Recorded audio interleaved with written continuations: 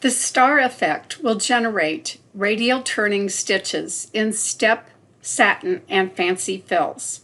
You can open the Effects dialog box by clicking on Effects, go to the star and wave fill. Select the object and place a check mark by star fill and click on Apply.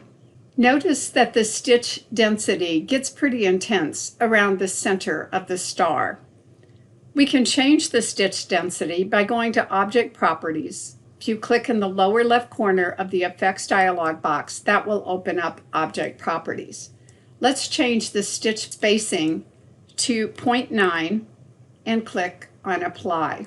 Underlay is still added to this object, so with the object selected, you can click on Underlay and that will remove the underlay. But notice that there are also some other lines that are going through the object. Return to the Effects dialog box by clicking on the Effects button in the lower left corner and go to the Others tab and place a check mark by Travel on Edge and click Apply.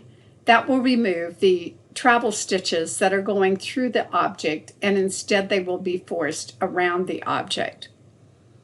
You can make other changes as well.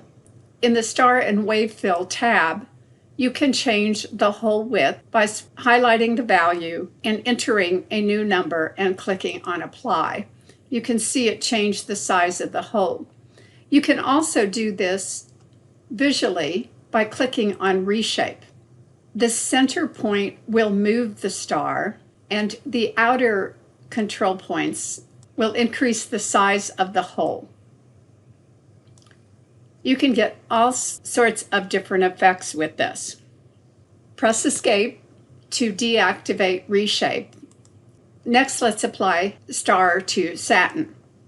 Select the shape and click on the Star Fill. You can see that the points are radiating around this center hole.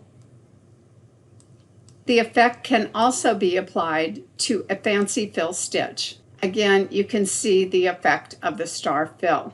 By changing the size of the hole in the Effects dialog box and clicking OK, you can change the look of the hole.